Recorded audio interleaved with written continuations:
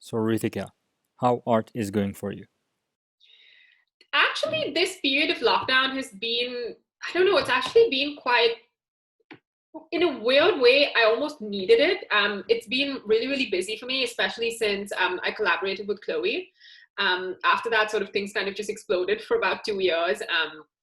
And I'm like so grateful for like all of the opportunities I've gotten, and I've been exhibiting a lot, but it was just very like non-stop.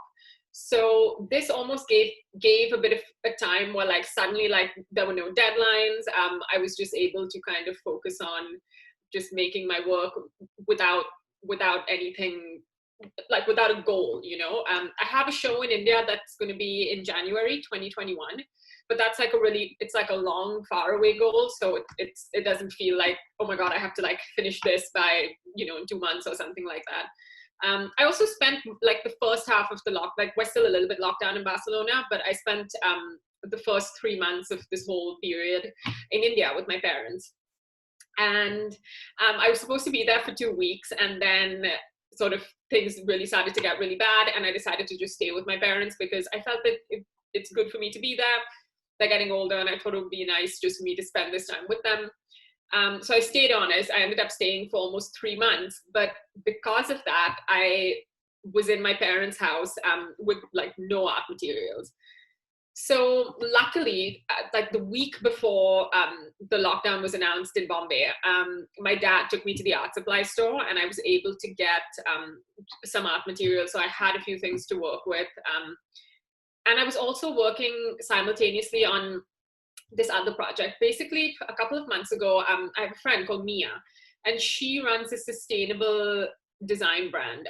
She's like co-founded. It's a sustainable design brand in India, and they work with a lot of local artisans, and really, yeah, they work with basically a lot of local artisans in India.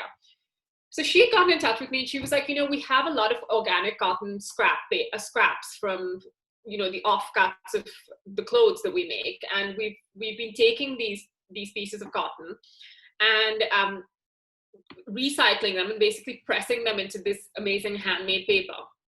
And so some months ago, basically, she was like, we have all this paper, and I know you love to work with paper. So, like, do you have anything you think you could do with it? Maybe I can send you some. So I was like, yeah, sure, definitely. I'm going to be in India in March. So why don't you send it to my parents' house, and then I'll take it when I'm there and I'll see. So that was the other thing I had at home with me, which was all this like amazing, like organic cotton handmade paper, which was almost like fabric.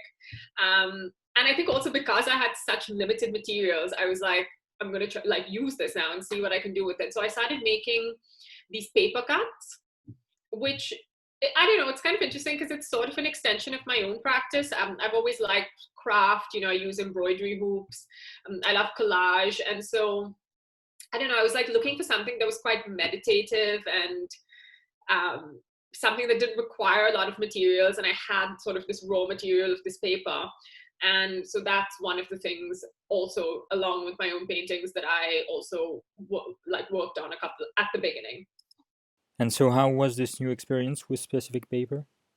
Yeah, I mean, the thing with paper is because it's handmade paper, I couldn't really paint on it. It's really porous, and so especially since I work with watercolor, I wasn't able to use it to actually make paintings on, which is also why I ended up making paper cuts, because I didn't then have to use pigment and water on the paper. I could actually just use the paper itself as the medium, and I just needed scissors basically and some glue. So it was like super like